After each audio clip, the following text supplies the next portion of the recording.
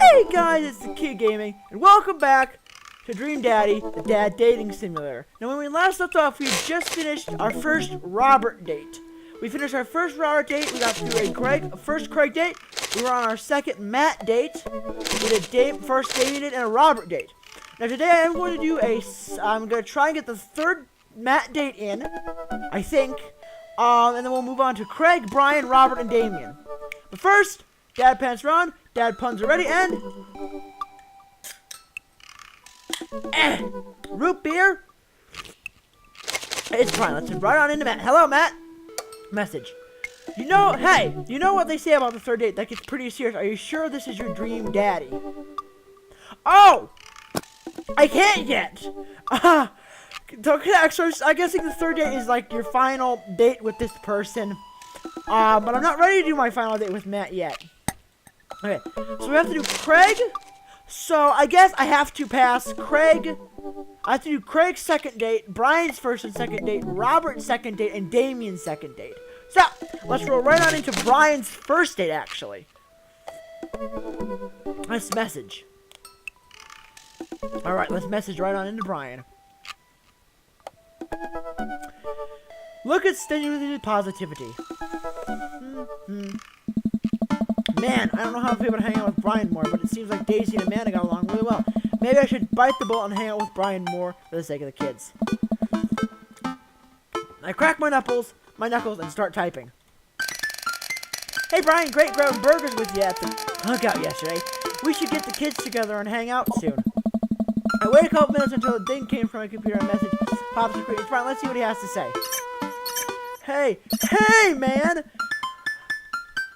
Hey man, always loved a good burger with the buddy. We would definitely hang out. What do you think about mini golf? We could bring the girls out and have ourselves a little friendly competition. Rock on, Brian. He signed his name. That's cute. Friendly competition. This is perfect. I know, man, I will crush Brian in mini golf. I've been taking her to mini golf course since I was a little kid. And I'm proud that she's almost better than I am. Almost. I take back. That sounds great, mate. Nighttime place will be there. Hey, Amanda. Hey, would you be up for some mini golf with Brian and Daisy? I'm a little out of practice, and I know my backswing leaves something to be desired, but I think I could keep it in the negative. Perfect. Come on, kiddo. Let's do this. You ready for this? Arr, matey. I'm as ready as I'll ever be. Why are you talking like that? Because this mini golf course is pirate themed. I just now realized that we're indeed standing on the top of a giant pirate ship in the middle of a putt-putt course. Oh! Hey! Come on, Pirate Dad. What you talking about? Come on, Pirate Dad. Why don't you talk like a pirate with me? Arr! Ahoy! Scurvy.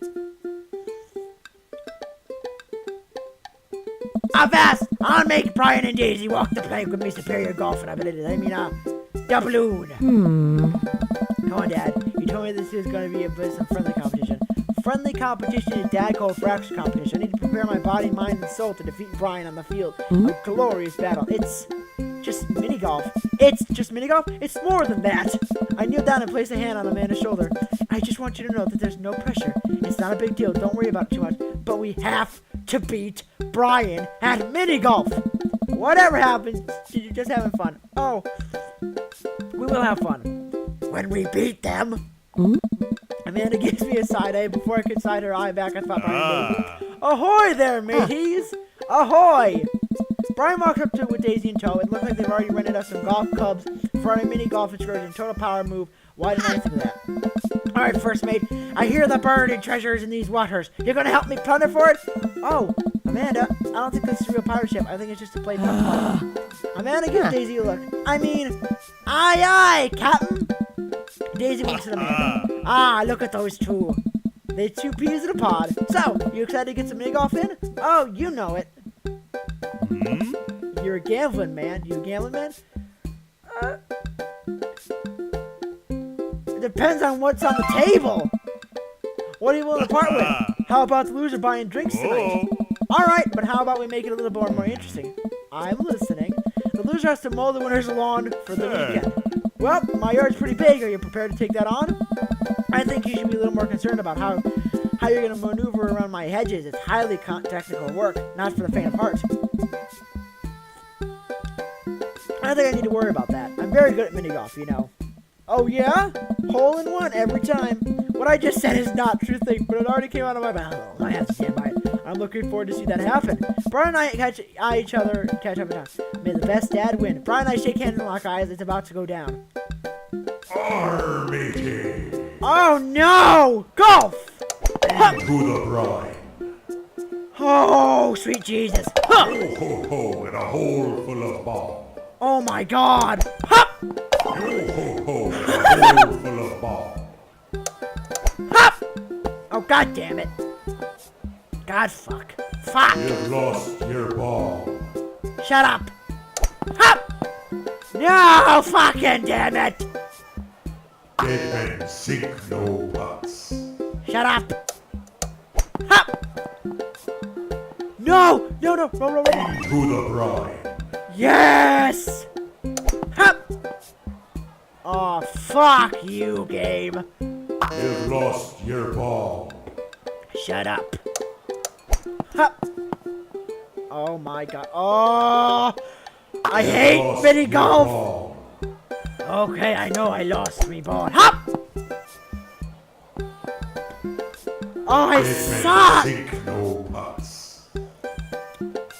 Yo ho ho. Amanda pulled me aside when Brian stayed to start walking to myself. Hey, you having a good time? I'm having a great time. I'm having a fantastic time destroying Brian underfoot. I just asked because your eye is twitching. No, it's not.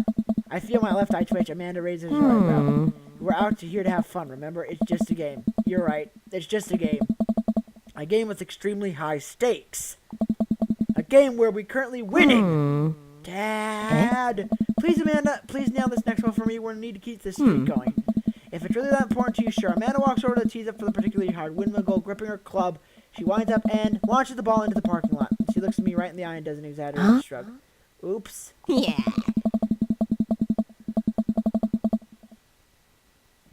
I disagree with her actions, but I appreciate her act of youthful defiance. She walks over and pats me on the back. That was for your own good.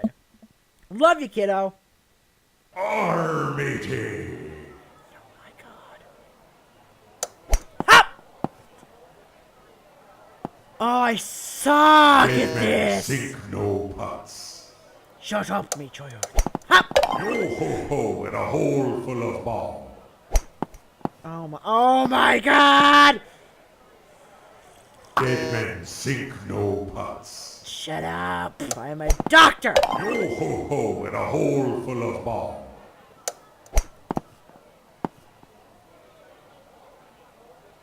Dead men sink no putts. Oh, sweet. Into the brine.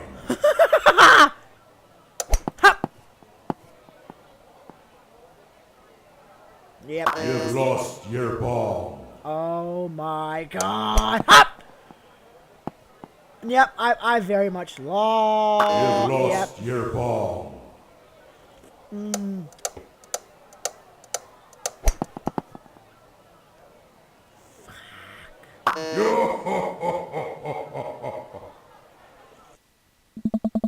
I try to maintain an air professional because their children are present, but I can feel the crushing weight of the four dads before me, casting a disappointed look upon my bookward frame.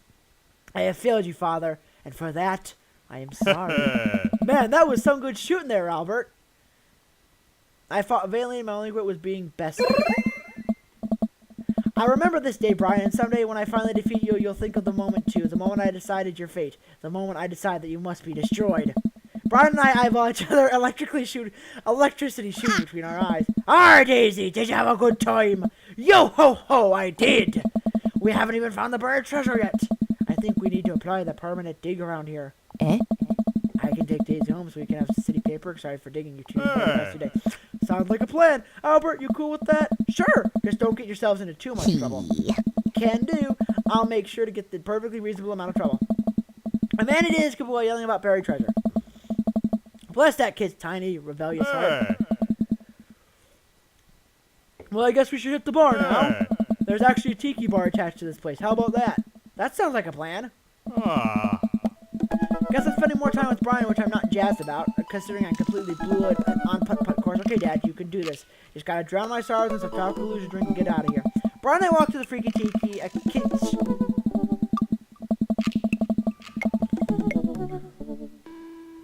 Yeah. Brian and I walk into the Freaky Tiki, a Kitski Island themed bar. Palm trees adorn the walls and several parrots are strewn about. Ukulele music plays and softly in the background. Brian and I approach together. 2 pineapple of hospitality, please. The bartender whips us up 2 rum drinks inside a hollowed out pineapple. He sets them on fire and we have to blow them up before we can drink them. Usually I just like to, I don't know, drink my drinks. If you don't want yours, I'll take it. The best me again? I think not. I take a sip of my pineapple of hospitality. Sour tasted, fruity. My lawn care needs are very pregnant. I hope you're up for the challenge. Oh, don't worry. I'll bring my own salt to promote healthy growth in a sustainable environment. Oh, come now, Albert. I'm just having a little fun with you. I grumble and sip more of my fruity sour drink. Fine, fine. You got me on this one. While I sip more of my drink, I notice a TV in the corner. Hey, Extreme Makeover Dark. I love the show. Always made me want to my own a deck.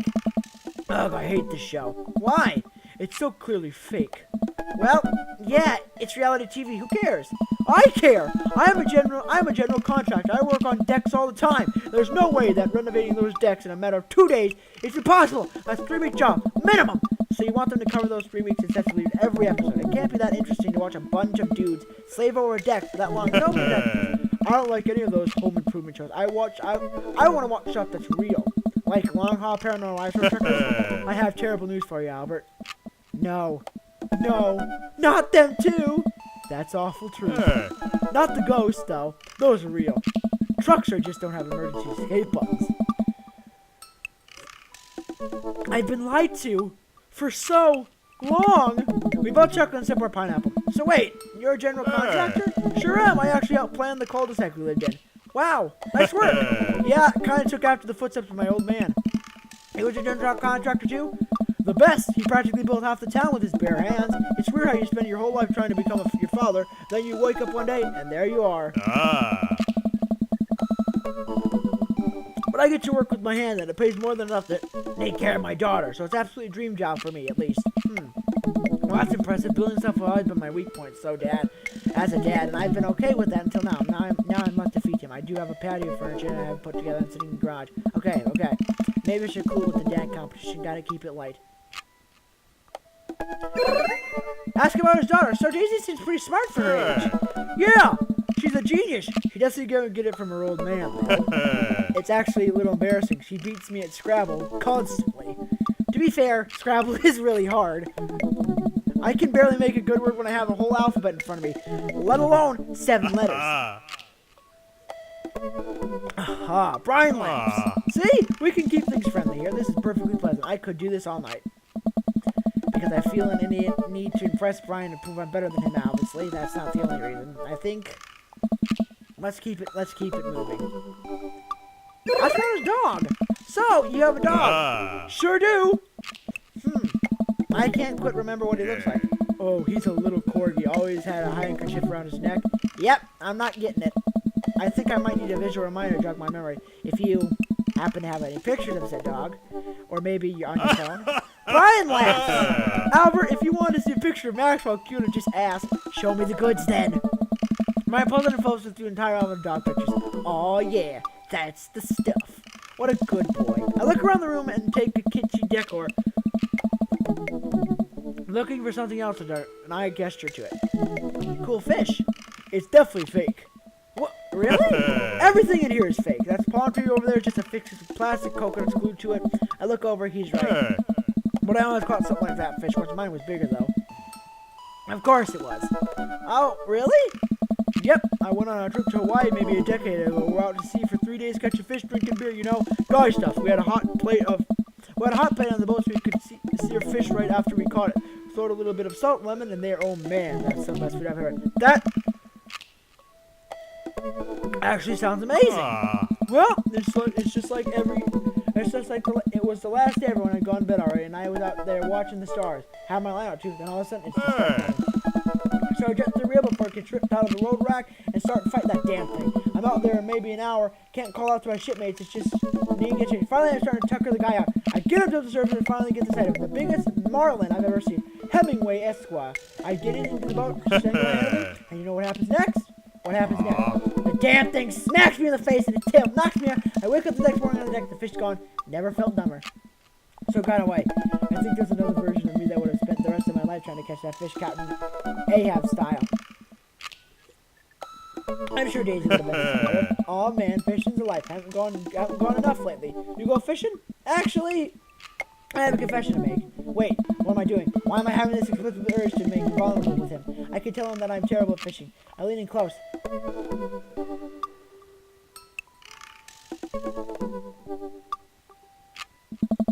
I'm simply the best at it. Okay, since you're such a pro, I'm taking you fishing. Do you want to go fishing? Wait, don't answer that issue. We're going fishing. Oh no. Oh! Oh no! Come on, it'll be a blast. I know the perfect little fishing spot. I'll bring you beers. We can sit by, relax, and relapse. We'll bring the kids. Come on. I've been concerned. Yeah, okay. Brian gives me the go high five. Yes! Maybe we'll see who can catch the most fish so I can mow my lawn. You can try and beat me, but you don't call me Albert good at catching fish McFealty for nothing. I'm spinning a web of lies. I fear my one day will consume me. It sounds like it'll be a scrap. Brian and I finish our drinks and head outside. Till next time.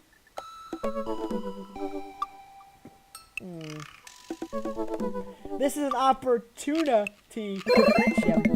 And also for catching fish then, Brian. You're krilling me with those puns, Albert.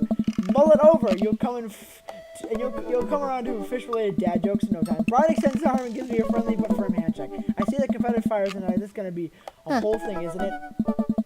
Once Brian takes over babysitting duties, Amanda walks home with me. She's immediately plops down on the couch from the TV. So, how was your hangout with Brian? It was okay. Oh yeah? He seems like a neat dude. I think so. I don't know. The guy loves a good competition. But then again, apparently so do I. What do you and Daisy have been doing? Oh, we hunted for treasure for a bit. Me and Daisy really admitted about not digging without a permit. We just watched some documentary about theoretical physics. I put her to bed and then sat around eating Brian's food. Don't tell him I said that. That's standard babysitting protocol, I believe. I really like hanging out with Daisy. She's super mature for her age.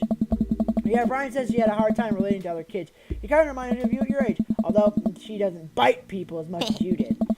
I can't believe I'm finally a cooler, older kid. Feels good. You're gonna hang out with Brian again? That's the thing. He wants to go fishing with me. Oh, I told him I was an amazing fisherman. You hate fishing. I know. I'm kind of panicking. I'm sure it'll be fine. You have to do is wake up at the crack of dawn and sit silently in a boat and the lake for hours at the end, which is no promise of tangible reward, your only companion being the fear and doubt you harbor deep within your heart. Fishing's fun. You remind yourself as the world darkens around you and you wonder if it's really staring back at you yourself in the lake's reflection or just the abyss. Yeah, laugh it up, Amanda. You're coming with us. Is it my constitutional right to outright refuse this order? Daisy's coming too. Well, I bet I could convince Brian to bring his dog. Fine. Sold. I'm in. Alright. I'm bushed. Gonna call it a night. Don't stay up too late. Okay? You got it, Pops. Did I do good? Did I do good?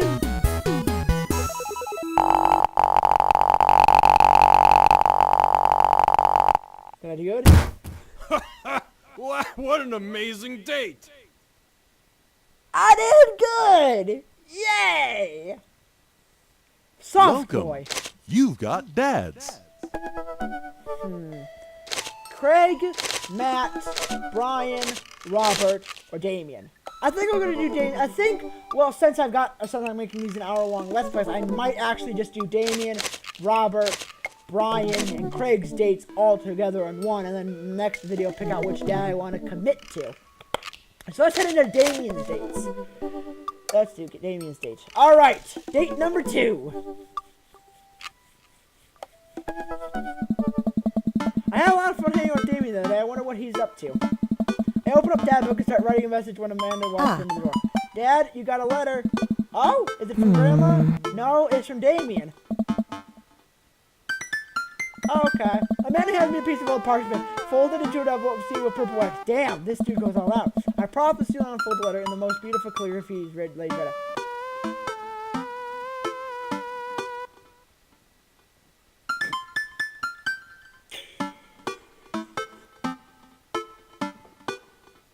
Oh my god. Okay. Dearest Albert, I hope you'll find my continued correspondence enduring rather than trying. One can only hope that my use of a slower, more traditional form of communication will showcase my sincere and earnest sentiment that I greatly enjoy our time together. I write this hastily under the warm embrace of excitement, fearful that I may misstep and speak towards something unwelcome. For now, I hope that you might forgive my boldness. I will simply say that your company has gratefully occurred my thoughts. While the afternoon may have been derailed by forces unforeseen, your companionship helped a great deal, not only in discipline of my child, but in my moral spirit, and for that, I thank you. That said, Albert, if you allow me, it would mean the world to me if I could enjoy more of your time. Perhaps through cinema, followed by a moonlight stroll, would be your taste. I eagerly await your response. With great respect, Damien Bloodmarch. Amanda and I both look up from the ladder. Wow. He's good. So you're gonna catch a movie with him? Yeah, I better message him on Dadbook and let him know. Amanda slapped my laptop shut. You have to write him back. A real letter. But my handwriting looks like two toddlers fighting over a crayon. That's my brother's handwriting. Yeah. Dad, you have to. He wrote you a letter. That's so cool. Will you help me? I need to class this up. Father, I was made for this. Here's what you do. Find tickets to show you that you two will like and close them in the letter. Oh, that's classy. Amanda and I hop on the laptop and pursue showtimes. He doesn't seem like a romantic comedy guy. Alright. Oh, here's one. Vampire Crusade 2. Evil Never Dies. I don't know, that sounds kind of stupid.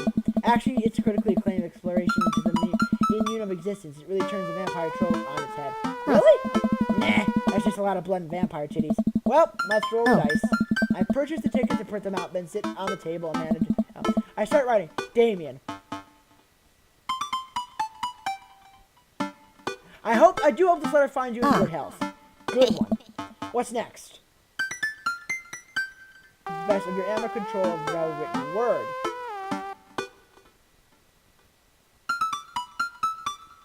Yep. I must confess my amateur control of well-written words. Jeez, Dad, have some faith in yourself. Okay, we're trucking along. Let me know you're feeling. I find you in good spirits, for I felt much the same after our last encounter. Nice. Ask him to hang out already. True art takes time, Amanda. While a strange turn of events, I found myself immersed in the situation at hand. Let bugle landscape of the fall across. I find myself lost in your detail. Let me get at that. While a strange turn of events, I found myself immersed in the situation at hand. Bring it home, Pops. Let me take you out. I would very much enjoy your company. Accompany me to the cinema. You saved it there at the end. I'm sure you'll appreciate your thoroughness. Enclosed, you'll find 2 tickets of Vampire Crusade 2 Evil Never Dies, which I'm sure you'll find both titillating and enjoyable. Best wishes. And then I sign my name, my full name. Fancier that way. Albert Logan McField. Is this okay? Amanda reads it over and slaps her handwriting. Damien, I do hope this letter finds you in good health. I must confess that my amateur control of handwriting and in the handwritten word, as well as my my even more amateur penmanship. Your letter found me in good spirits, for I have felt much the same after our last encounter. While a strange turn of events, I found myself immersed in the situation. I would very much enjoy your company, accompanying me to the seminary. Enclosed, you'll find 2 tickets to Vampire Crusade 2 Evil Never Dies, which I enjoy, and you'll find both titillating and enjoyable. Best wishes, Albert Logan McField. He spelled his name wrong. What? Nah, just trying to keep you on your toes. Now all you have to do is steal it and put it in a mailbox. Yeah. That's not authentic, and I have an idea. I'll be right back. Amanda leaves the room and returns with a candle, a lighter, and a small piece of wood. We gotta have a wax seal. She lights the candle, which starts to burn down and form a pool of melted wax. What's the other thing? Amanda pours some of the wax onto the folded letter and evaporated presses a small piece of wood into it. She lets it dry in a second, and revealing, here it is, your sale. A little kitten with a bow on his head. Awesome. Scrapbooking stuff always comes in clutch. Well, I guess I'll go deliver it to his house first. Oh, I thought you were getting your carry pigeon to do that. I already called my guy. No. I have a pigeon guy. Marcus has the good pigeons. Don't get your pigeons from Anthony. They're not good. I don't want to know if any of this is true. I got outside to walk to Damien's house. I took the letter into the slot in the door and go back home. Mission accomplished. Now we play the waiting game. Night of finally we were supposed to meet Damien. Next of the day, we had left another beautiful crafted letter thanking me for my agreeing to the evening. Amanda often picked pick out a nice outfit, and I show up to the theater a little bit early. It's chill night, and the theater is kind of crowded, but it's still nice. How do you do?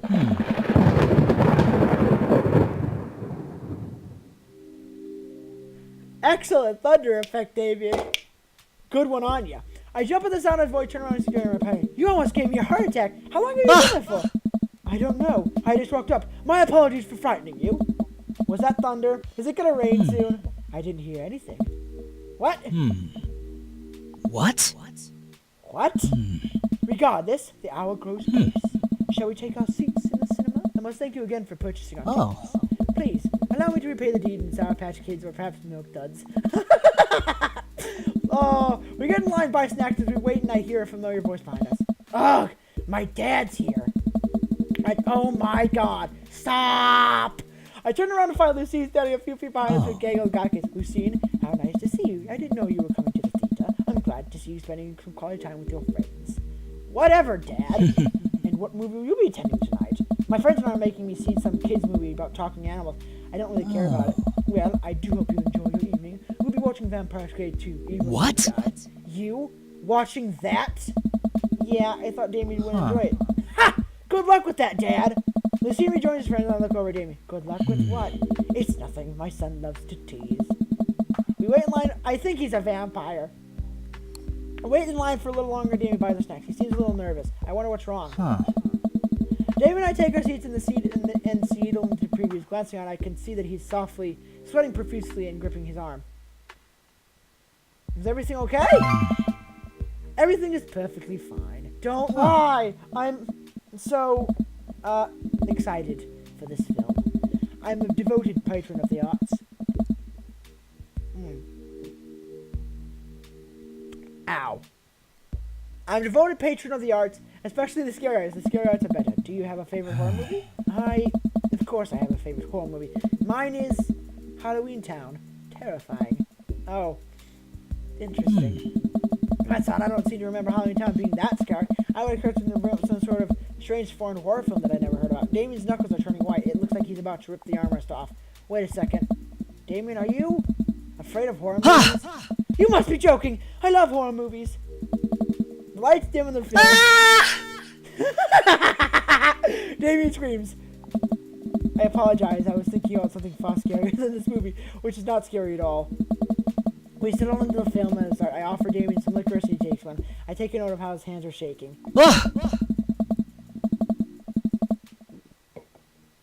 And the title flashes across the screen in bloody letters. Vampire Curse 2. Evil never dies. A pale man with light long silver hair, glittering red eyes, and well-oiled abs sits in the coffin. Awaken, my coven!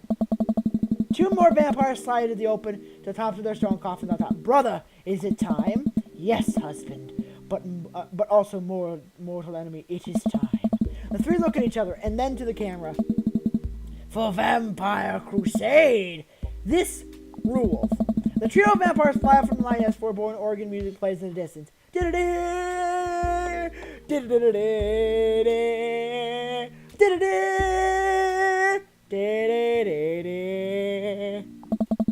somehow get lost in the movie also, as dumb as it sounds, it's actually fun. Like, we get a tense moment of the movie where Romulus Trueblood sits at the truce meeting of the general of the human army, whose wife Romulus has fallen in love with. Romulus, it's good to finally meet you. General, I agree, it's good to finally blood you! What? Romulus sleeps on the slice of General throat, blood splatters everywhere, including the camera. Damien screams again, recklessly grasping my hand. I immediately blush, forgetting about any vampires or blood or vampire blood. Oh, I'm terribly sorry. Damien retracts his hand and places it back in his lap.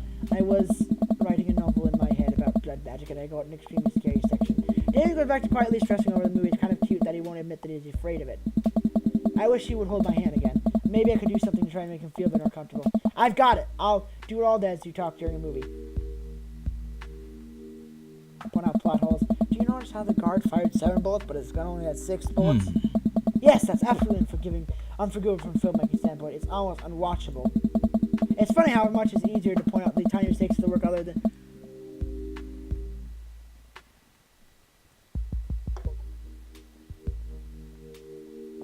It's funny how much easier it is to point out tiny mistakes in the work of others than to actually create your own thing. Hey, look, that's an anachronism. The The rest of the movie goes by relatively smoothly with only a few whimpers from Damien. Maybe he would have liked the romantic comedy better. We get to the final scene of the movie where Romulus, Bloodbath, and General's wife embrace each other in his crypt. It appears that the true vampire crusade was a vampire crusade in our hearts. Our cold, unbeating hearts. The Romulus and the General wife begin making out hard. The film fades and the end appears on the screen, but then it hard cuts to Demetrius and his rival lover, Carmela, who watch two of them afar. Oh no, twist ending. Our bloodline has been pure for 1,000 years. Romulus has betrayed us by loving the human woman.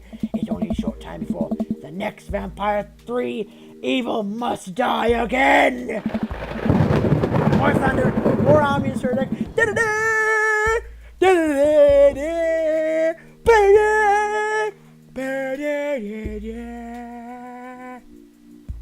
accompanied by the end. Dave and I walk out of the movie theater amidst thongs of chatting moviegoers. He's a little more pale than I remember, but otherwise he's survived the encounter. He seems kind of... What an interesting film. Well, the premise of the movie struck me as a pedestrian. I was intrigued by how...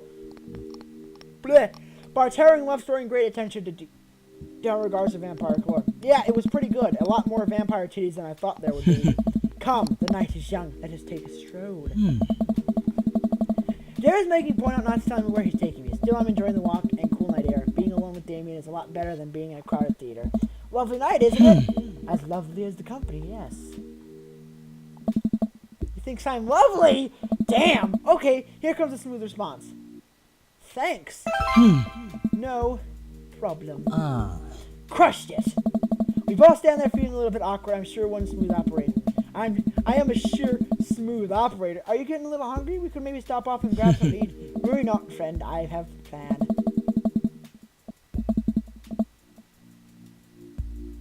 We turn the corner and are greeted by the gates of the cemetery. What? Are we going in there?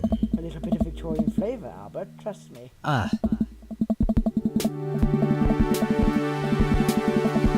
Okay! I'm a bit nervous, but Damon hasn't led me the wrong yet. I follow his lead as we walk into the cemetery. Statues of angels stare down at us as we follow past the cemetery.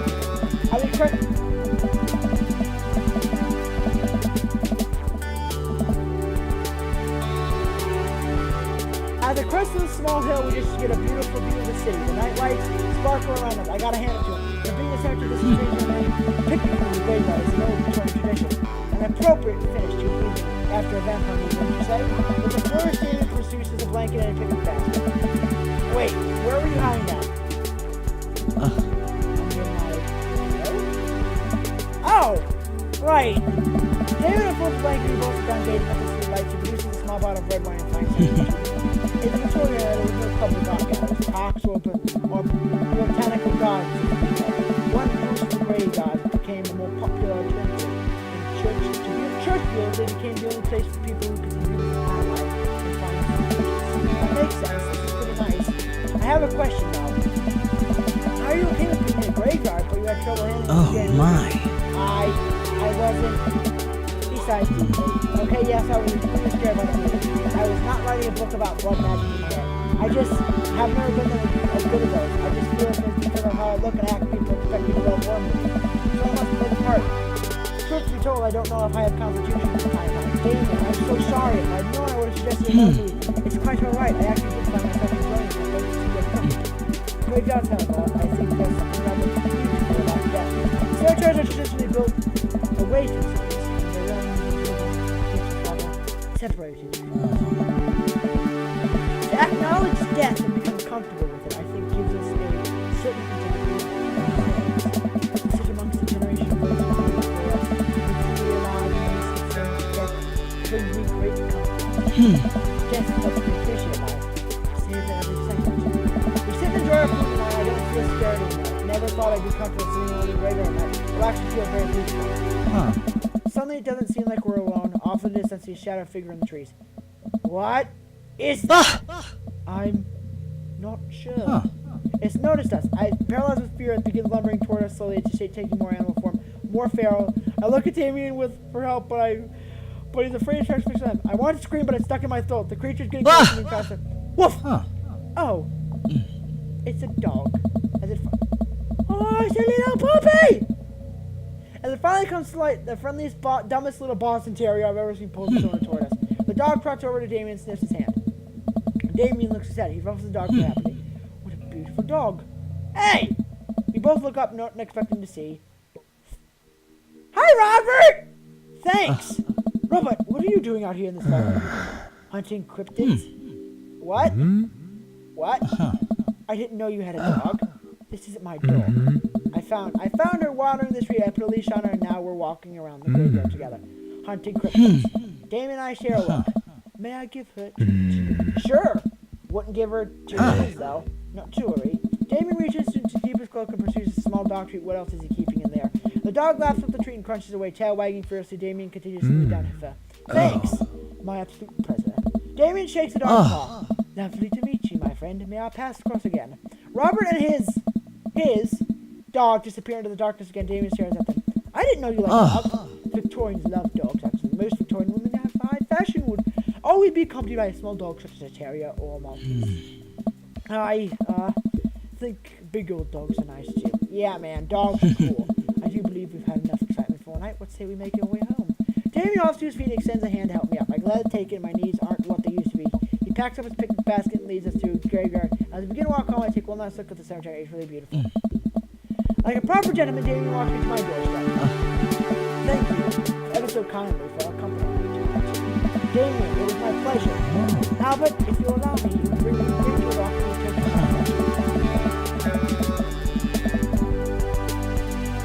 Oh, I got a handkerchief. Damien reaches through the cloak and pulls out a folded man-ground handkerchief and presses it into my hand. Wow, thank you, Damien. I approve. I'm going away passing ships. Damien shuffles his feet. I just want to say that it's rare. I'm someone who's open to my ethnicities. It's nice to feel so accepted. Thank you. Damien gives me a hand and quick Damien brushes his face and says, I must take my leave. Good night. Before I can say anything else, he's gone. I unlock the door and step inside. Like a whirlwind, Amanda runs from the window and plops down on the couch, trying to look nonchalant. Hey, Dad, what's up? Were you watching me from the window? No, I was just, Okay, yes. How was the movie? Lots of vampire titties. Told you. But as it turns out, Damien is a scary... Wait, Amanda doesn't need to know that. I'll keep that between me and Damien. Scary cool. Yep, he's so cool, it's scary. Nice save, Albert. Did you know that graveyards used to be the place to throw parties? I think I'm misremembering that. Wow, that's pretty punk. Also, we saw a dog. Definitely thought it was a werewolf for a minute, though. How can you be so sure it wasn't a werewolf? How can you be sure I'm not a werewolf? And how can I be so sure you're not a werewolf? Amanda eyes the arrow. I don't trust you. Nor I you. We make it into this where anyway, I'll call it in for the night. Don't stay up too late, will ya? I'll try not to howl at the moon past midnight. Did I do good? Did I do good? Did I do good? Did I do good? Did I do good?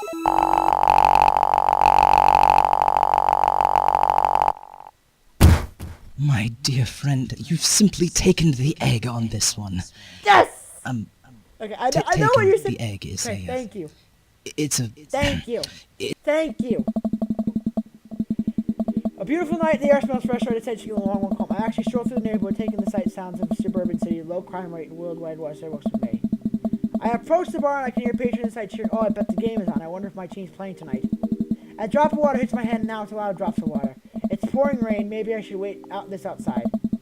I order a beer from the bar and settle in, and turns my team isn't playing tonight, but I certainly enjoy the game regardless. The bar is unusually crowded, and it's feeling a camaraderie over the shard of love for the game makes me smile. Sport. I look over in the corner and spot none other than Mary sitting alone in the corner, nursing a cocktail. Something about her seems different this time. Not that she's trying beer and fun, but not her. She looks sad. She looks up and half-heartedly raises her glass to me before staring off into the middle of the distance. I say hi. I decide to say hello. I walk over to her booth. She doesn't look up. Is she taken? She still doesn't look up. I take a seat anyway, and she finally notices me. Hey, cowboy. You alright? Never better. She hiccups. Guess she's a little far gone. Tears start welling up her eyes. Oh. Will you walk a gal home? I'll call her a cab. I have something for Mary, but it's hard to muster the energy to give her any more of my time. But hey, money says the problem. How about I call you a cab, Mary? Whatever you say, cowboy. It takes me a while to figure out to call a cab from my phone without Amanda's help. Soon enough, one of them away. Mary leans against the door frame, forlorn, waiting in cab ride. I try to make small talk, but think of anything to say. Eventually, I drift back to the TV in the corner of the gate. It's not too much longer before I notice Mary staring to leave. We give each other a nod as she walks out the door. Welcome. Okay. You've got dads. So I've got Brian, Robert, and Craig's second dates to do, and then we'll be ending the episode. So let's head over to Craig's second date. Workout dad, my second favorite dad. So I have my dad list in order. Matt, Craig, Damien, first, second, third, fourth, fifth, sixth, seventh. I don't like you one bit. Let's head over to Workout Dad's dates. Message. Hello? Try to exercise regularly. I really want to get some good quality time with Craig. The last time we hung out, he was busy with the kids and fending off 40 miles, and I could barely talk. Ever since the first time we hung out, I've been trying to get up a little early for runs. I don't think I'm going to be embarrassing the last time. Maybe I'll even be able to catch up with him. I type out a message to him on Dad Book. Hey man, been training on my run gamer. Isn't he ready for round 2? Craig responds almost immediately.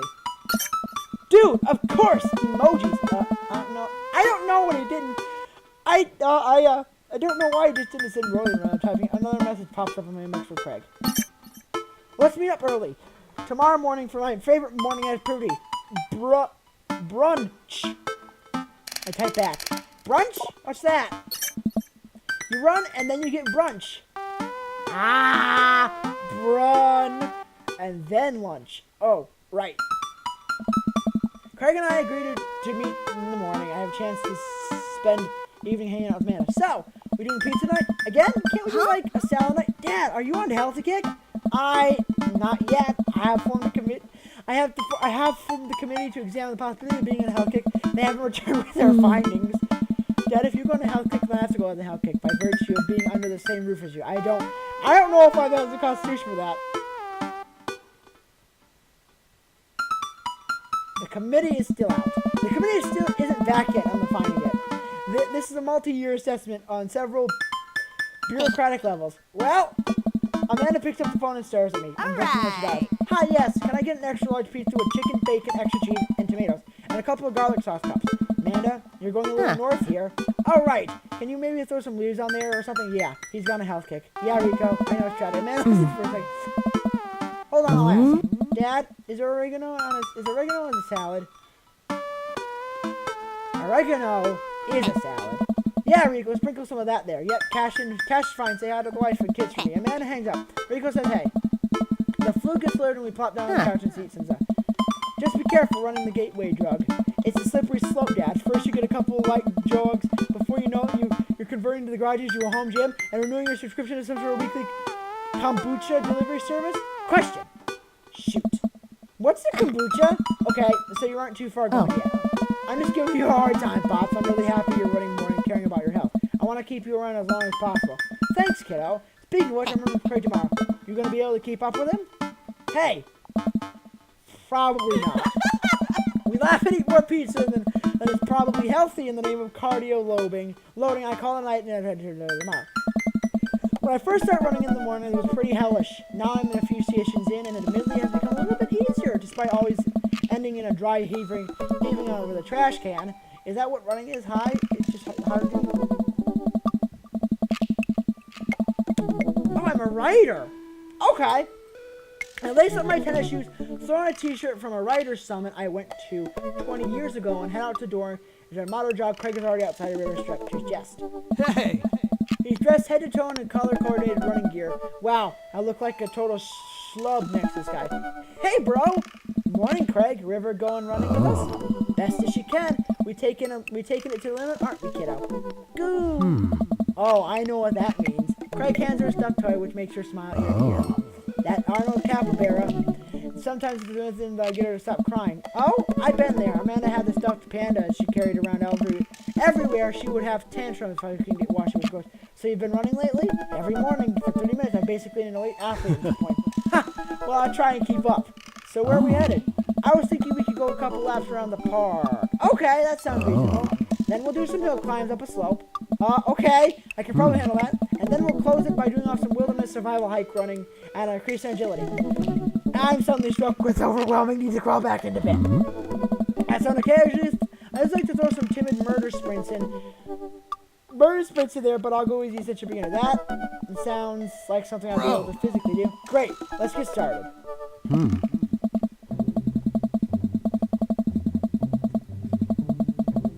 Craig and I finally arrive at the park. A few of the lone joggers make their way around the perimeter, and Ray graves enthusiastically everyone who passes. It's a lot more peaceful in the morning, aside from the birds chirping and river gurgling away, and the stroller is pretty quiet. Alright, good warm-up. That was the warm-up? Let's start the show. But wait. Craig reaches in her bag and tosses me a water bottle. I fumble for the things you don't drop. You gotta hydrate, bro. I take a long drink from the water bottle and feel reinvigorated. Man, I don't drink enough water. Hey! I look down and pick up Arnold Rivers' toy. And back to her. Must have dropped this. Thanks for looking out, bro. You ready? Yeah! We finally finish up, however, making 10th lap around the park. I'm breathing heavily, but I can't believe I actually did lose Craig. He's even breathing heavily too, which means me feel better. I had to look down at my shirt and noticed that I'm drenched in sweat. Huh. Almost like a frowny face. That's one. What? Hey! I'm just kidding. Good hustle out there. I'm really impressed. You're way better than the last time I launched you off the treadmill. Yeah, man. You really pushed me to my limit just now. I can't believe I held on. Sometimes you just need to do somewhere to push and do your absolute best. I'm glad I could be that guy, bro. Who's ready for hill climbs? Blap. There's my little cheerleader. Albert, you ready? You bet. Craig takes me to a separate portion of the park where there's a steep hill that seems to go up forever. I strain my eyes and see the other jogger at the top. So we do now. We run up the thing. That looks like a lot. However, there's two things you need to know about this hill. One, don't stop running until you get to the top. And two, Craig points to the top of the hill. That's not the top. Let's do this!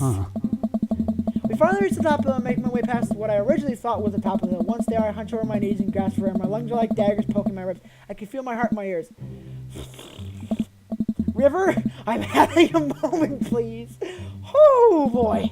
Craig looks like he's taking a beating as well. Ha! So he is human. Albert, put your arms out of your hand. Put your arms on your head and stretch out your elbows. I'll help you breathe better. As you, Craig says, and it feels a little better, but I'm still in agony. And here, Craig tosses me a water bottle again. I hydrate the light dependent on it. Thanks, dude. Phenomenal work. You feel like the light is in your head, the runner's high. Oh, that's it. I thought I was just, dying. Want to take it slow for a bit? I would like that very much. As we're catching out of breath, River stares crying. What's wrong? Sweetie Pie, do you want to play with Arnold? Craig looks around at us. Oh, boy. Man down. I think we lost Arnold. River keeps wailing. I abandoned my child! Toy. We gotta find him, dude. It should be simple, right? We gotta retrace our steps. I remember River last time down at the bottom of the hill. Craig and I jog down the path searching high and low for the stuff of capybara, when Craig takes time to explain to me the large, rodent native of South America. We get to the place where River might have dropped it, but it's still nowhere to be found. Looks like we got some mystery on our hands. We have to get bottom of this. I suspect foul play. Looks like this is a primary case of a world-renowned Detective McFeely. Dude, it's time for a bro adventure. A bro venture! We high-five and decide to jog the park to see if we can find any leads. So it looks like there's a couple more places to check. Some bros around here that we can interrogate. Sounds good. Wait! Who's good cop, who's bad cop? I think about it for a second. Well, I think that would be your stature and overall resilience. You would make an intimidating bad cop. But on the other hand, you have an adorable baby strap to your chest, so that softens the edge a bit. A valid point. I think you would make a great good cop because of your congenial attitude and willingness to try new things. But then again, I've seen how you get when you're too many commercial breaks during a show, so you potentially be a scary bad cop. I don't want to have to watch Matt Hill. I don't want to have to watch Meat Hill in 3-minute segments and 5 minutes of commercials in between, and they're loud. The commercials are too loud. I just want to watch my show in peace without people yelling at me to buy wiper fluid and stuff. Hey! Case in point. Let's play it moment by moment. Smart. So, where's you, bro-tective? Let's go to the playground first. Make your way over to a small playground at the edge of the park. A couple of kids playing in the jungle room while parents watch nearby benches over at the bench that are familiar. Let's see what Joseph turns up. We jog over to... Satan! We jog over to Joseph and see what goes to his book. Joseph! Yeah. Joseph nearly drops the books. Hey guys! I didn't think I'd see you two out here. Albert, are you exercising? Sure am. You know me. I just love to run and be healthy. That's kind of my whole thing. What are you reading? Oh, just a book on nuts and reptile. Oh, Kirk Douglas! For boats. Boat ropes. Right. Say, you didn't happen to see a stuffed capybara on here, do you? What's a capybara? It's a large rodent native to South America. Joseph thinks for a second. Haven't seen one around. I'll tell you the kids to keep an eye out for it. Your kids are here? Joseph looks around. Douglas. They were here a second ago. Must have gone exploring around the park. Do you know where they could have gone off to? They're kids. They get in the mischief sometimes, but they always come back. Mischief, you Oh, say. cracker barrels. Wait. Am I being interrogated right now? Only if you did something wrong. What are you hiding, Joseph? Whoa! Kinda getting the third degree here. This is serious. There's a capybara on the line. I mean, you're more than welcome to ask Green and Christy. I imagine they have ears for the ground on a little playground down there. They might be somewhere around the woods. Thanks, Joseph. Well, I'll get back to your rope book. Boat ropes! We head back to the playground. Try to calm River down. This is a pretty nice playground. Might as well get a couple swings in. What about Arnold? Maybe having a little swing might calm River down. Might buy us some more time. You're right. She's about to go nuclear. And that might prepare her for some possibilities of not being able to find Arnold. Life is cruel tough, but we always at least have swing. Craig straps her to the baby swing and gives her a gentle push. She giggles. I take a seat next to the swing and her immediately realize I'm stuck. River seems to love that. Craig eventually helps me out of the swing and he does how to get back to investigation. We head back to the playground. Look for more clues. Craig and I, two grown adults, walk around the playground and beg examining and meticulous for clues. There's no forensic evidence here, no stray capybara hairs at least. After stripping for some time, we look up. All the parents are staring at us. We smile and wave awkwardly, slink away. We head back to the playground. Where'd you now, bro? Go to the woods. We make our way to the outskirts of the park. There's a couple of benches by the dense tree looking for Albert here all by myself. This seems perfect. Joseph's twins might be around here somewhere. Look for clues. Craig and I searched through the outskirts of the woods, hoping to find anything that made us zoom out. There are a couple of cigarettes and empty beer cans scattered around the thicket. There's probably not a hard spot edgy teens to hang out and swear and stuff. Doesn't seem like it. This might be a dead-end partner, bro. We return to the woods. Joseph's twins might be around here somewhere. We interrogate Robert. Maybe Robert saw something. We walk over to Robert's bench. Hey, Rob. Don't call me that. Okay, hi, Robert. Don't call me that either. Okay. Hey, buddy? I don't know. What are you up to? Thinking? This is my thinking bench. I have to get a solid 2 or 3 hours of brooding in per day, filling quotas. Have you been by chance seen any small capybara around here? The capybara is a large rodent native to South America. I know. So have you seen one? A stuffed one, not a real one. That would be weird. Be bad cop. Alright, Robert, we've been nice. Help us out. I'm gonna go off, learn how to fight, and then come kick your ass. You? Learn how to fight? Please. Well, fine. If you don't tell us what we want to hear, I'm going to spoil the season final of Long Haul Paranormal Trucker. You're bluffing. My buddy here doesn't play by the rules, Albert. We'll do it. Cal and Flint crash into a haunted... Stop! You're a monster! Robert sighs. I haven't seen any goddamn capybara, okay? Crap. I really nailing the bad cop bit, too. I thought I was sure we had some. Now what, bro? Joseph said his twins were around here somewhere. I bet Wait, those creepy kids? Why didn't you tell me they had something to do with this? Huh? Maybe I should have left the good cop, bad cop routine to the pros on TV. Hey, yeah, Robert, bro, do you know where they went? I do. A lot of people underestimate the sense of man who brought it. I saw them lurking around here a while ago. Where'd they go? Ran into the woods. I'll be careful. I don't trust them. But then again, I don't trust anyone. Not even you guys. Not even the baby. I take that back. You're an old soul, kiddo. Thanks for your help, Robert. The woods. I stare into the depths of the woods. Who knows what could be in there? Are you prepared for what might face in here? Yes! I'm ready, partner, bro. You ready? Nope. But if it gets River top crying, I don't care. Let's do this. We stare down the path in the woods, keeping our eyes out and eyes peeled for any sign of Arnold. There's no squirrels or birds anywhere. The science isn't settling, and the sun is barely peeking through the canopy dark. Suddenly we hear voices. I want to do it. You gotta do it last time. Craig and I... Ah! No! Craig and I come to the clearing. We find Christy and Neely over something. Stop right there! And put your tiny hand where we can see them. Christy and Christy just stare at us. You heard the guy. Put your hands up! We're kind of in the middle of something here. Yeah, can you come back later? What are you kids doing? Cutting stuff up? My heart starts pounding. Is that the end of the line? I step closer. I can't believe what I'm seeing. A pair of stuff, Sedgester's light, and it's Arnold. What's he done to him? Arnold! Goob! You heard the baby. Hand over the capybara. No fair. Finders keepers. No, not finder keepers. That's our property and you've been mistreated it. Well, how can you prove it's ours? Yeah, it doesn't have your name on it. Actually, it does. See on the foot there. Christine looks at the foot. I can't read it. Craig looks I don't know. I'm so done with this, bro. There's no arguing with them. River sniffles. Craig looks exhausted. I gotta get her home and she's gonna have another meltdown. Let's brunch some other time, yeah? Aw, I head back to the cul-de-sac and then inside the house. God, I'm ready for a shower again. I bet Amanda's still asleep. I crack on the door and find her still in bed, sleeping, scrolling through your phone. Morning. Afternoon, actually. Right. How was brunch? Well, we had a good time with the run part, but we didn't make it to the rest of our meet. Huh? To brunch. We didn't make it to brunch. Somehow we lost River's toy capybara. Capybara is... Dad, don't patronize me about giant rodents. I know. Sorry. Anyway, we figured out Joseph's creepy strange had something to do with it, but we never got to the bottom of it. We actually cornered the kids in the woods and found what was left of the toy, but we couldn't convince them to give it back. Maybe we had a smoking gun. I mean, evidence of a literal gun. So the run went well, though. I'm a little worried about your endurance. Yeah, it was rough at first, but it ended up being piece of cake. I actually feel better. My legs give up. I find myself on the floor of the hallway. I'm just gonna hang out here for a while. You take your time getting up. Did my date go well? Probably didn't. Nope, it probably didn't go well. Yep, it didn't go well. It didn't go well. Yep, it didn't go well. Nope, it went pretty bad. Hey, at least he didn't place last. Yeah, it's a C date. It wasn't that good. Cake Welcome. stand champion. You've got dads.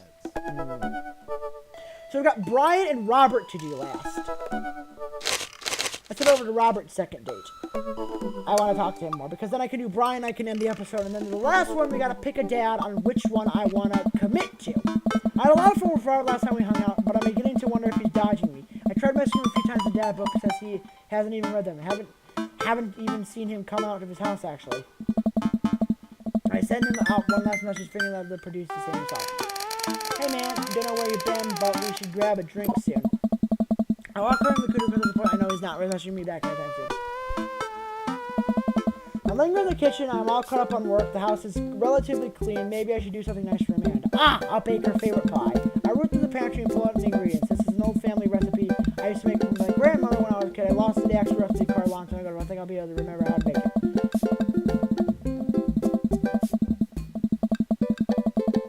I start mixing the ingredients together for the crust until I get a nice dough. I throw some cherries into a saucepan and make a filling. Normally I don't like to multitask in the kitchen, but this cherry pie is a piece of cake. Pie. It's a piece of pie. I'm making a pie. Man, I can't remember what temperature you're supposed to set it at. I'm pretty sure it's 375, but I could be wrong. Who am I kidding? I'm never wrong when it comes to pie. My special twist on my grandma's recipe includes a secret ingredient that's not even Amanda knows about. It really makes cherry extra flavorful. God, why can't I remember what the secret ingredient is? More cherries. Almond extract. Oh, it's almond extract. Duh. Oops! I actually poured a little too much and way too much. I'm sure it'll find baking is an art of some sort. I finally get the pie in there. How long am I supposed to leave it in there for? 15 minutes? I'll just wait. Amanda's going to be excited. The kids love me. I have a seat at the kitchen table and do word jumping until Amanda comes home and I hear the door slam open.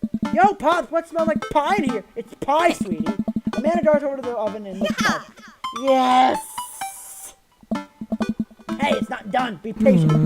What's your angle here? What? Pies are an addictive-based confection. What are you trying to get out of me? Nothing? Can't a dad bake his daughter a pie for no reason other than to make her happy? I don't trust you. I wait a few minutes more before taking the pie out of the oven. I set it on the rack and guard it so Amanda doesn't dig into it. Huh. What? Does it look kind of weird to you? Oh, that's just me taking artistic license on what cherry pie means to me emotionally. I'm just saying this because, you know, it seems like you might have baked the pie incorrectly, and you're currently, right now, trying to pass it off as a good thing. It's art, sweetie. Was it art when you accidentally baked a whole uncracked egg into the center of my 12th birthday cake? Well, was it art when you tried to bake brownies and accidentally created chlorine gas? Well, that was a bit of an exaggeration. Was it art when you just eat the pie, Panda? I cut out a few slices and we sit down and eat it. The cherry filling oozes out as the side burst. Crust glisten. I watch the man like, ugh. What's wrong? Is it not good? Amanda winces and fans her mouth. No, I just burned the heck out on my roof of the mouth. The pie is amazing. Sorry for doubting you. My brother's sigh of relief and take a bite. She's right. The pie is pretty incredible, as it always is. I'm really proud of you making a pie without burning the whole house down. I got a few dad tricks up my dad's sleeve. Maybe fathers aren't as bumbling and stupid as the media makes us out to be. Maybe we are a society should have a little more respect for fathers as a whole. Dad, your sleeve is on fire! I run to the sink and put myself out, pride of what I'm doing. Amanda and I clear up the kitchen and play a little more living room hoops before she retreats to her room to my words. Hey, this one spells cat. The rest of the evening trickles by. We eat dinner and help Amanda with one of her scholarship applications. We both start getting ready for bed. I decided to check back with one time quiet in bed. Still nothing for Robert, huh? Hope he's okay. I turn off the lights and lay down. Hey. Oh my god! Oh my god! Damn! Oh, what is that? I just got the verge of falling asleep. I climb out of my bed and try to identify the source of the ding at my computer screen illuminates the dark room. I walk over to it and ready to turn it off, and I notice the up and down screen. Albert. Hey, Albert, I'm outside. Come outside. Don't make me hawk. I won't get out here. I look out my window and sure enough, there's Robert leaning up against his pickup truck on my driveway. I'm open my door and try to what's going on. Hey! Wanna hang out? Wanna hang? I was kind of sleeping. That's no fun. Come on, hang out. Come hang out. I would argue that sleeping is fun, but I don't have to be anywhere in the morning. Might as well have a little left. Sure, cool. You plan on going out like that? I look down and realize that I have, in fact, not wearing pants. I mean, I don't mind. Right. 1 second. I run inside, throw on my going out pants, shoes, and jacket. I grab my keys and meet Robert back outside. Ready? Ready. Hop in. I jump in the passenger seat of his old red pickup. I have to move a few empty cigarette packs on the gas station receipt out of the way before I can sit. Robert silently starts the car and drives through the cul-de-sac. Oh my god. You like Tom Waits? Love Tom Waits.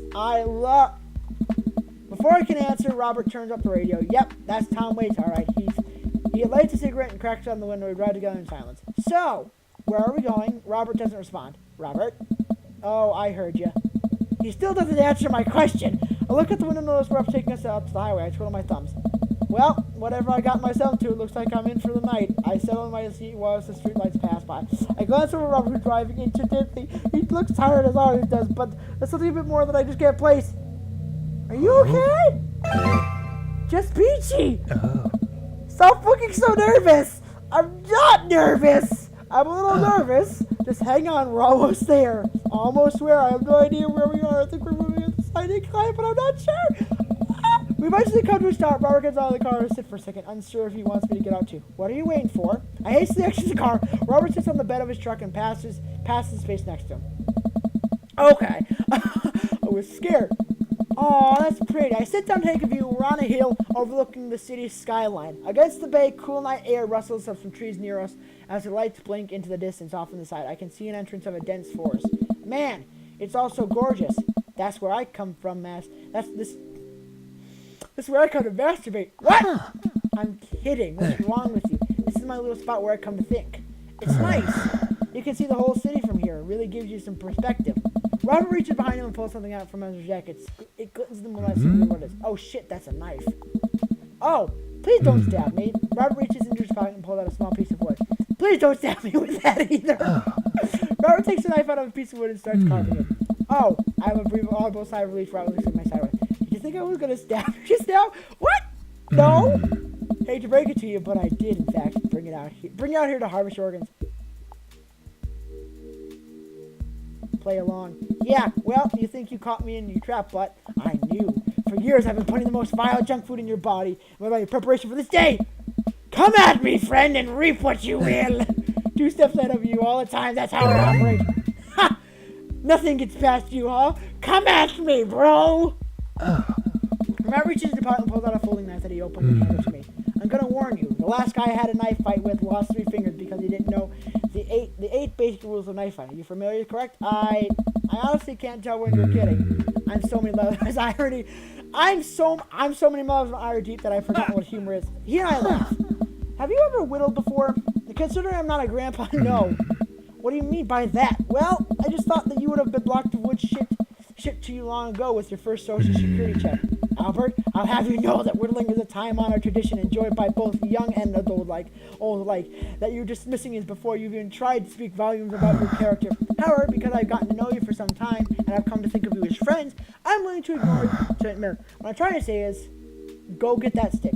Robert motions for a good-looking stick on the ground, perfect for a potential whittling to pick up. The most important thing to remember while whittling is to cut with the grain, not against you. If you cut against the grain, the wood is going to splinter. I think that's the most important thing, safety. No? Getting hurt comes from the territory. Look at my damn hands. I look at his damn hands. They're collars and covered in little white scars that are very nice. You can't make a stick on without breaking a few hand eggs. Knife that wood. And cut with the grain.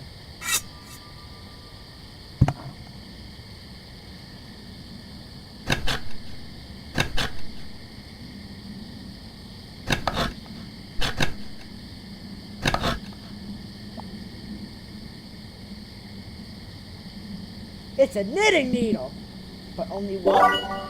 You made a useless knitting needle.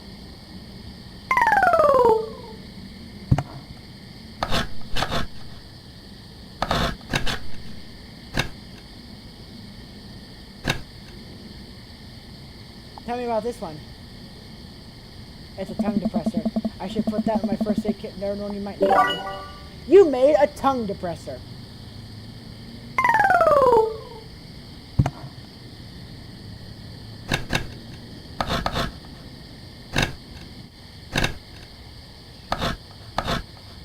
Toothpick. Bubble popper. Something to make you... Other than make you look over. It's working. I think you could take me in a fight probably. You made tough guy accessory.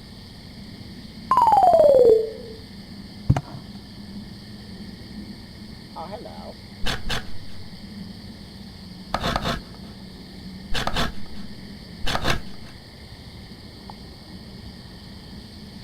A Ouija board planchet. Now all you need to do is carve up a board and we're all set. Also maybe carve up a ghost. You made an Ouija board planchetta. Planchetta.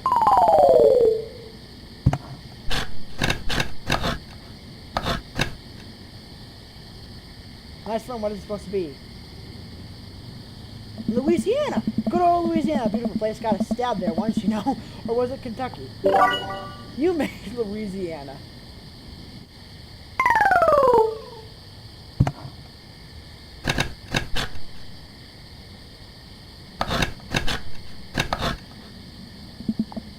Interesting, what do we have here? It's a stick. You made a chopstick, ambiguous.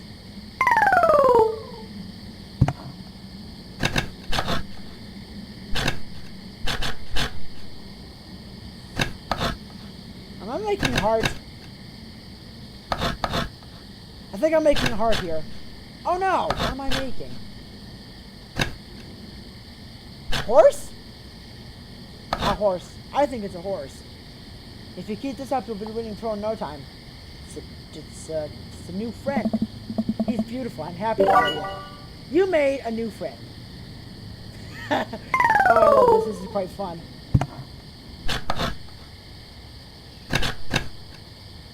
Slow but steadily wins the race.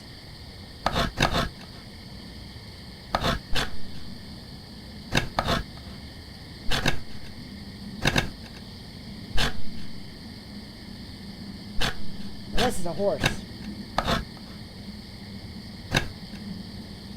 It's a horse. Beautiful animal, what do you call it? It's a big old dog. It's the spirit of the Mustang. How poetic. You made spirit of a Mustang.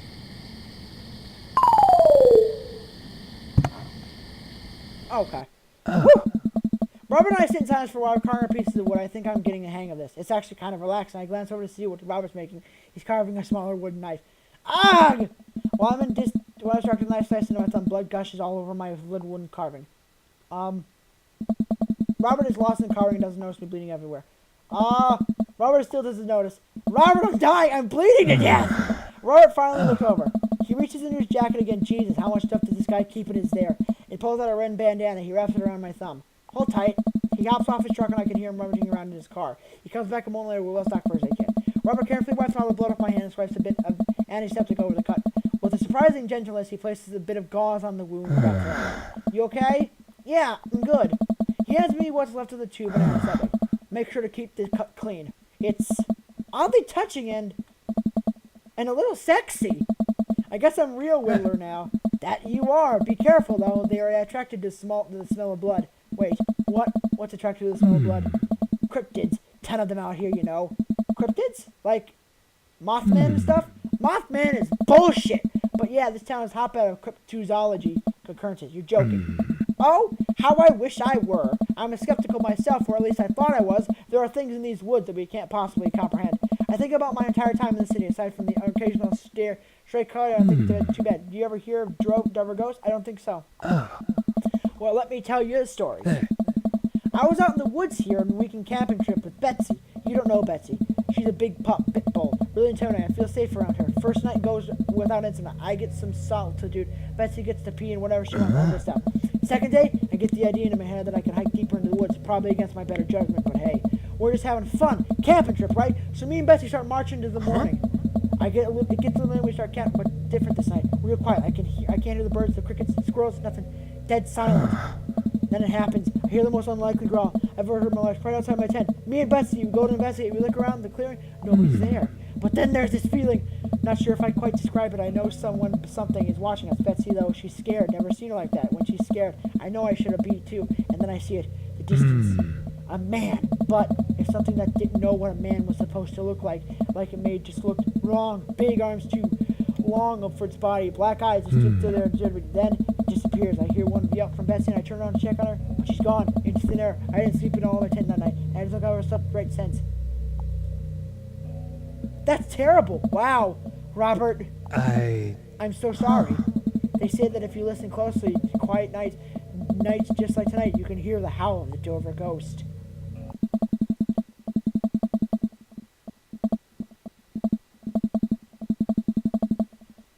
The howling resonates in the woods. It doesn't sound like a regular howl. It's so guttural, even so far away, something like it makes it cry. Okay, Robert, real funny. I turn to look at Robert. He's white as a sheet. You're messing with me, right? I was messing with you up until literally now. I totally made the camping story up. I strain my eyes and scan the forest line, trying to see where that howl is from. Off in the distance, I see something. It's so far where I barely can make out the shape. It looks like human, but it's dragging something. Do you see that?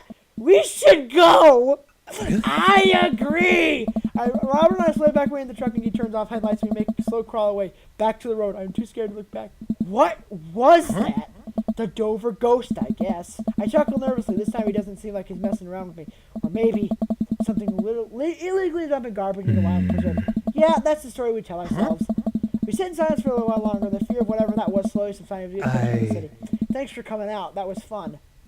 I'm sorry I haven't been in touch. I've just been in the way lately. I had to get out of the house. Had to be around somebody. You doing okay, man? Robert thinks for a second and lights another cigarette. Been doing a lot of thinking. He takes another drag. As I get older, I feel more like I'm just drowning in the sea of regret. I was so busy chasing after the things that I thought would make me happy that I didn't think about anything else. All I cared about was myself. I didn't even think. Robert stops. I wait for him to finish. He stopped, but he just stares off on the road. Maybe I'm just built like this. Or maybe I do it to myself. Maybe it's my own choice that I'm unhappy as I am. I try to think of something to say. I remember all the times in my life when I've been sad, and there's a great many times of them. But there's always a light at the end of the tunnel, something I've held on to keep going. But then there's something so resigned about the way that Robert's talking. Maybe that's why it's here. The Dover ghost feeds off our sadness. My sadness. It haunts us in the night. Honestly, it makes sense. I was trying to kid around. To just be devoured for my sins. Yeah, that sounds pretty great, actually. It was a joke. I'm turning the car around. We're going back. Robert slams on the brakes and puts the car in reverse. Robert, wait. He stops the car again. You know what? I thought about it. It's not my time yet. I haven't finished watching the Criterion Chronicles. I just keep adding stuff to it. But, thanks. Albert, we drive the rest of the way home in silence, listening to the radio and watching the bright lights of the city grow bigger. Robert drops me off at my place. I'm about to close the passenger door. I realize that I still have Robert's pocket knife in my bag. I pull it out back to him. You hold on to it. Never know when you might need it. Night, Robert. Have a safe drive home. Robert smirks and pulls away.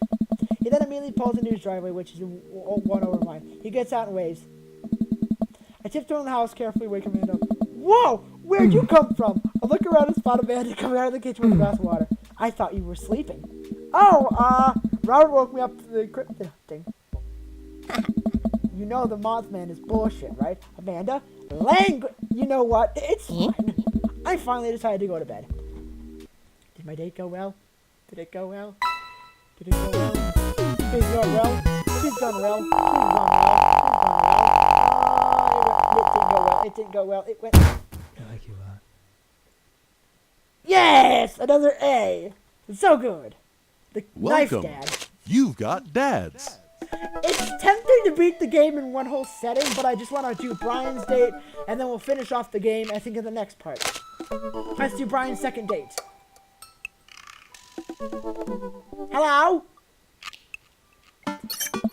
Hey, Jason, are going fishing tomorrow. Are you in or out? I have to mention Brian. Oh, no, I've been dreading this day. I've actually boasted about my abilities to fisherman to Brian. Now he's challenging me to another dad-off.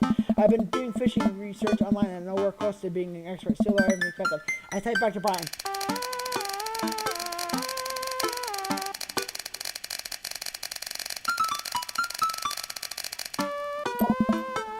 Sounds great, man. Super excited to catch all those fish.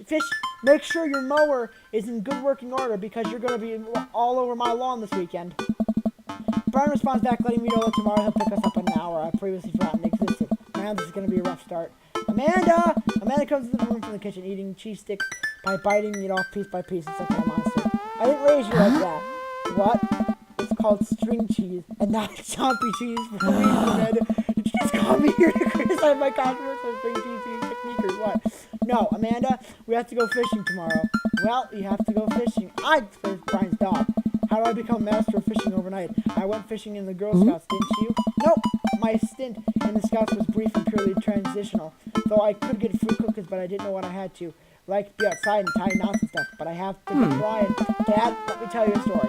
Do you remember last summer how I applied a job at a coffee shop across town? Give me a refresher.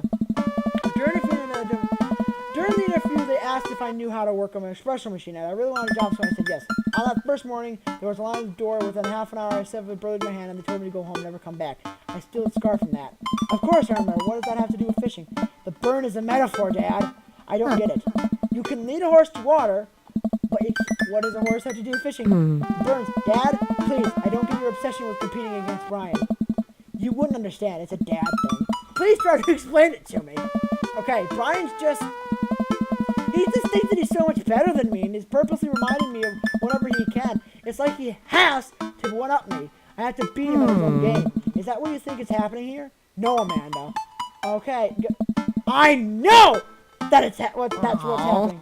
All right, Pops, we should be getting going some sleep. Night, Panda. Panda. I brushed my teeth this morning, but I climbed to bed and set my alarm and closed my eyes. Okay, sleep. I am wide awake.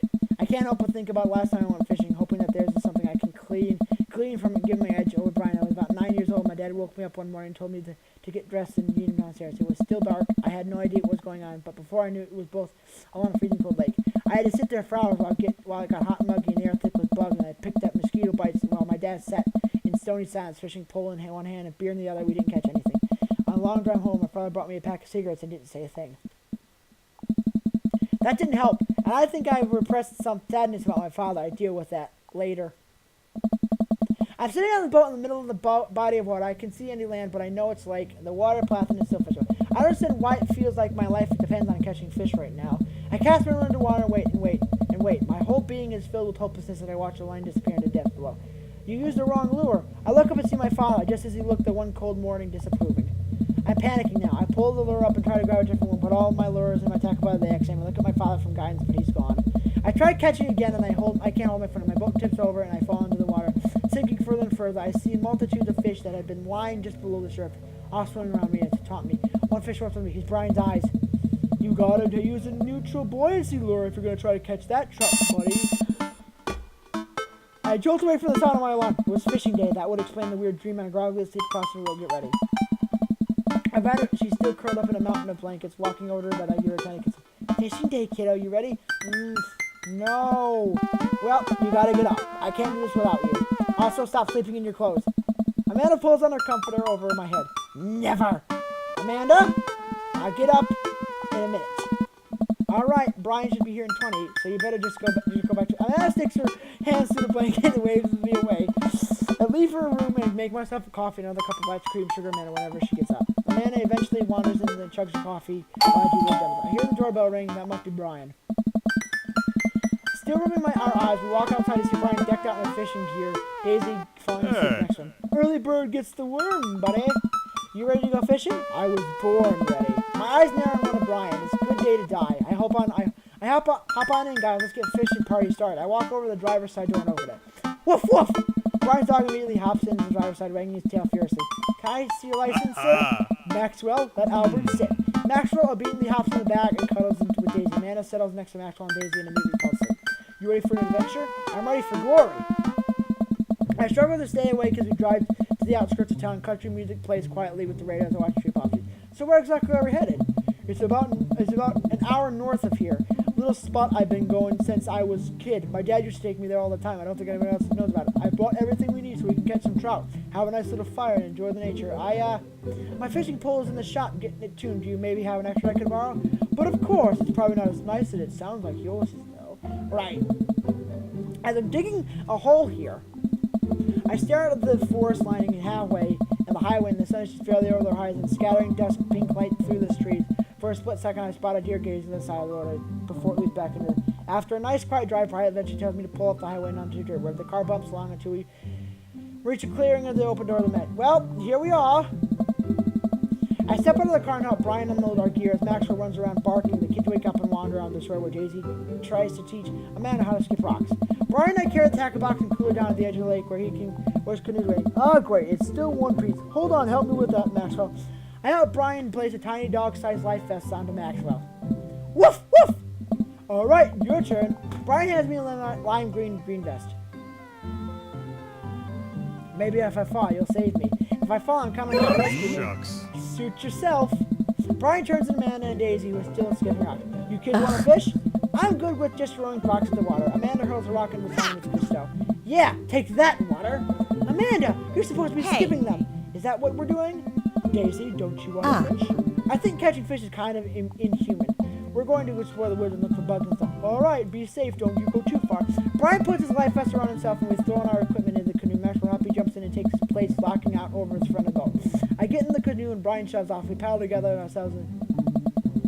Most freshwater fish usually feed at dusk and dawn, which is why I had to get up so early. Yeah, I know. That's pretty common fish from my knowledge. After all, fisherman knowledge that I am knowledgeable about. Still a gambling man? You know it. Let's see who can catch more fish. You can catch more than one. Sounds easy enough for me. What's on the line? Besides all the fishing, I was thinking about a little more high stakes than mowing the lawn. Custody of our children. More than that, let's say.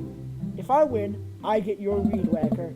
The Whacker Master 9000? That's limited edition. But if you win, you get my pole saw, a Reach and Cut 3000. The cordless version? That's the one. Shit! That Reach and Cut 3000 is state of the art. My weed whacker is a prized possession, but there are those hard to reach branches at the back of the yard and the bed begging for pruning. You're on. We shake on it. I suddenly realize I don't know how to fish. My foolishness fairly proud will one day be in my doing. I watch as Brian tries his lure to some stuff. I can't quite follow with his fishing ball and cast his light. Oh boy, now I have to do it. I stare down at my tackle. I fish a worm from the styrofoam container Brian bought. It's slippery, but I think I got it in the hook. I just focus. Oh god, I'm bleeding. Oh god, there's blood everywhere. The worm is not on the hook. Need some help? No, I meant to do it. The blood attracts the fish. They can smell it up some mile away, you know? I think that's sharks. No, it's definitely fish. Now what? I take my pole and try to tie an elaborate knot to impress Brian, that classic hunter bend I learned in my youth. Yep, this one isn't going to come apart anytime soon. With this knot, I will cast my heavenly line upon the unsuspected water and deliver it onto the mountain fire. I look over to Brian. He doesn't seem to be paying attention. Let's cast this sucker. I pull my line, and the lure flies off the line and sails far, far, landing in the lake with a loud sploosh. Sorry, I judged the wind speed. This could air drive. Huh. Go ahead and take my pole. I know it's hard switching a new pole you're not used to. I'll fix up another lure. Brian hands me his pole with a smile. I just sit there feeling like an idiot. Oh my god! Fishing isn't that easy. The group, all you gotta do is line up 3 of them. Okay. I didn't match 3 of them, same species. Okay. Match that fish. Match of the day. Nice catch. Oh, sweet Jesus. Rainbow trout. Now you're fishing. Nice catch. Now you're fishing. Nice match. That's a largemouth bass, a popular sportsman made famous by singing Billy the Bass novelty toy of decoration. It seems easily confused with smallmouth bass. Ow.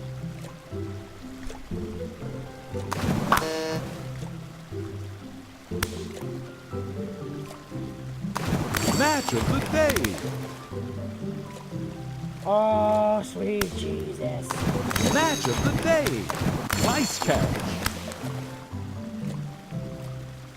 I want to die. Oh, stop. Please stop being mean. I don't know what the fish is. Ah! Ah!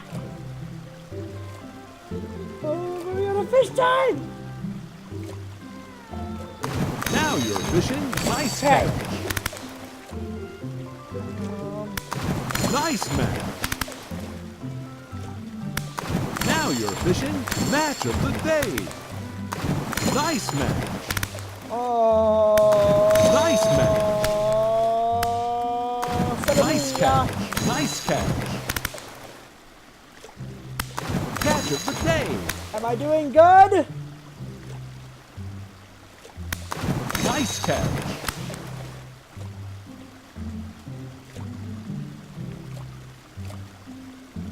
Oh, I have no clue if I'm doing good or not. I'm probably pretty bad at it. Yep. Good work. Oh. Wow, this was way tougher than I thought. I look where Brian, who's smiling and obviously enjoying the time out here in the lake. I will crush him. Suddenly, the fish pole jumps in my hand. I flex upwards. I think I got something big. The tip of the pole dips down repeatedly and lies. Reel it in. I finally get the fish right up next to it, as long and beautiful around Brian hands the net. It's all yours. I lean down and notice that my hands are shaking in extreme. The fish is bigger than all the others Brian caught. The pole solid. I'm dead. The entire canoe tips over with me. I feel myself sinking to the lake. I should have taken a life vest. All of a sudden, I braced under the water and pulled up by Brian's arms. I finally dragged upward, spurting water. All of our gear floats on the surface. Maxwell doggy paddles around us in circles, having a great time. You alright? Did that count as one? Well, seeing all those fish are swimming safely back in the lake, I guess so. Brian laughs. Let's get you to shore. Brian and I flip the canoe back over and fill it with our own soaking wet gear. We throw back to shore, Maxwell in tow. Once we get to the beach, Maxwell darts off. Oh, hi! Shirtless dad! Shirtless dad! Cannot compute! Shutting down!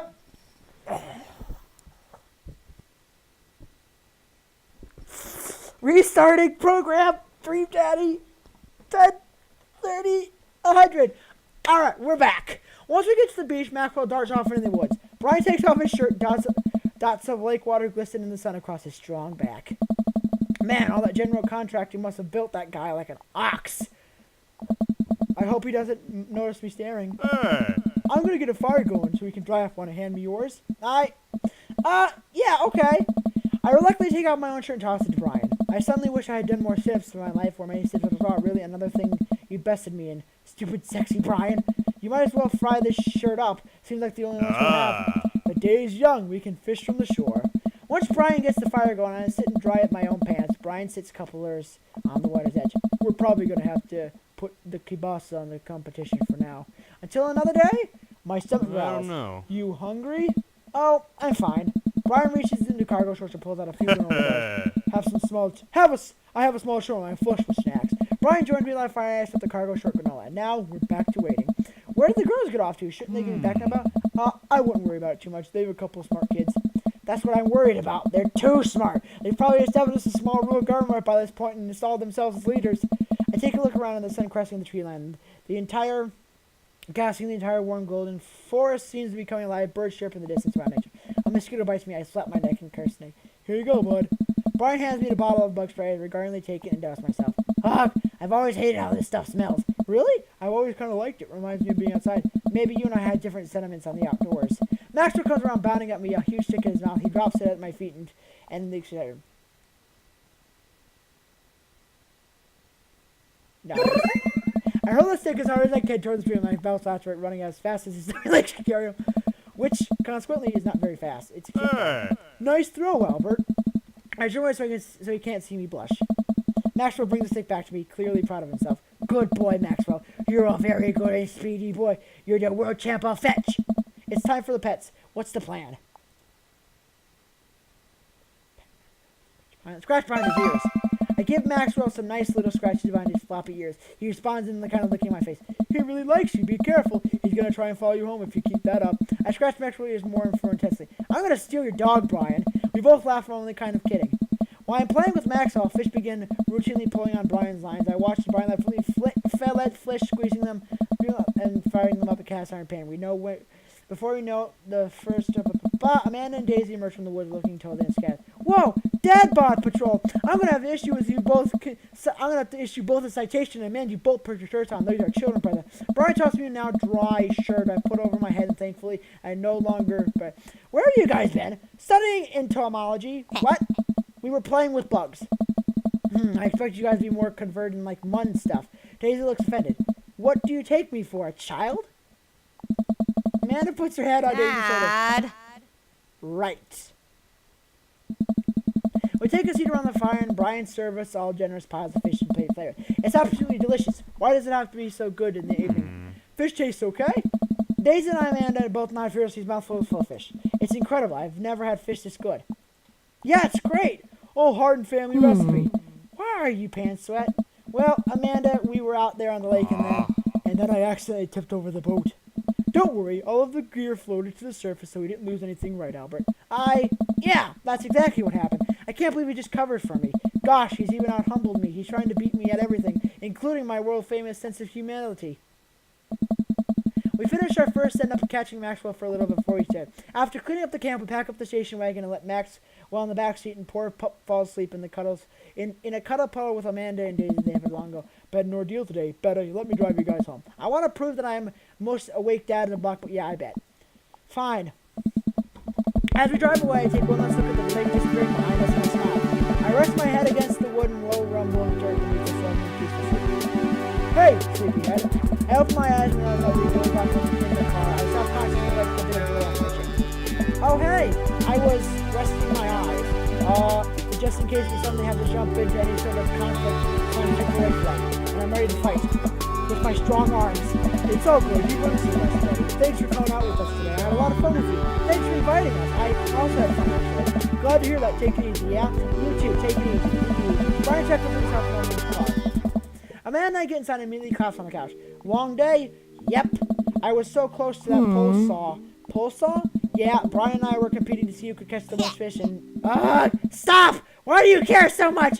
Amanda Panda, just look at that guy. He's so obviously got my number and he's rubbing my face on it. Dad, I love you. But you're kind of dumb something. Dumb? Or clearly superhero dead? You know what? I don't even know you quite to properly unpack your weird fixation and inserting your masculinity. I'm gonna go to bed. Night! Amanda slides up the couch and face down on the floor. I'm a tired slug. Amanda, that floor is disgusting. I don't care. Well, nighty, honey. Night, Pops. Did I do good? Did I do good? Did I do good on my stage? Did I do good? I did shit. Oh. Yes! You know what? Let me mow your lawn this weekend. I did good! Welcome. You've got dads. Alright, guys. Well, I'm going to leave this episode of Dream Daddy here. In the next episode, I'm going to decide which dad I want to go on a full commitment with and go on my third dad date with. I'm actually really excited for that, so we're getting close. I think we might be getting close to the end. If not, we'll just continue it till it ends. And we'll see which dad I go with. And I'll see you guys in the next video. Bye!